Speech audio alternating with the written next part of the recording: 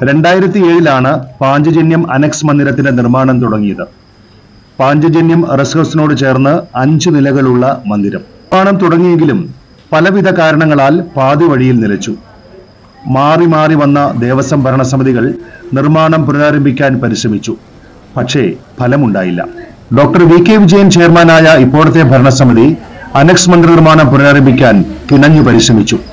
നിരന്തരം ഇടപെട്ടു. നിതാന്ത ശ്രമം ഫലം കണ്ടു. കോഴിക്കോട് ആസ്ഥാനമായ മൂപ്പൻസ് ആസ്റ്റക് PLP കമ്പനി നിർമ്മാണം ഏറ്റെടുത്തു. കരാറായി. അടുത്തയാഴ്ച തന്നെ മുടങ്ങിക്കിടന്ന നിർമ്മാണം പുനരാരംഭിക്കുമെന്ന് Devaswom chairman doctor V K. Vijayan അറിയിച്ചു. 15 വർഷമായിട്ട് പല കാരണങ്ങൾ കൊണ്ടും തടസ്സപ്പെട്ട് നിന്നുപോയ ആ നിർമ്മാണ പ്രവർത്തനങ്ങൾ ഇപ്പോൾ വീണ്ടും ഈ ഭരണസമിതിയുടെ കാലത്ത് അത് തുടർന്ന് നടത്തുവാനും ഭക്തജനങ്ങൾക്ക് വേണ്ട സൗകര്യങ്ങൾ ഒരുക്കുവാനുമുള്ള എല്ലാ തയ്യാറെടുപ്പുകളുമായിട്ടുണ്ട്. അതിൻ്റെ ടെൻഡർ നടപടികളായിട്ടുണ്ട്. അതിനുവേണ്ട ഫിനാൻഷ്യൽ സാങ്ഷൻ കമ്മീഷണറിൽ നിന്ന് ലഭിച്ചു കഴിഞ്ഞിട്ടുണ്ട്.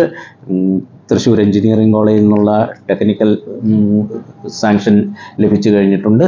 അതിൻ്റെ നിർമ്മാണ പ്രവർത്തനങ്ങൾ ഒരാഴ്ചയ്ക്കുള്ളിൽ തന്നെ തുടങ്ങുന്നതാണ്. കെട്ടിടത്തിന്റെ ബലക്കുറവ് പരിഹരിക്കുന്നതിനുള്ള നടപടികളും നിർമ്മാണത്തിൽ ഉൾപ്പെടുത്തി. 17 വർഷത്തെ കാത്തിരിപ്പിനൊടുവിൽ പാഞ്ചജന്യം അനക്സ് മന്ദിര നിർമ്മാണം ഇതോടെ സഫലമാവുകയാണ്. പബ്ലിക് റിലേഷൻസ് വിഭാഗം, ഗുരുവായൂർ ദേവസ്വം.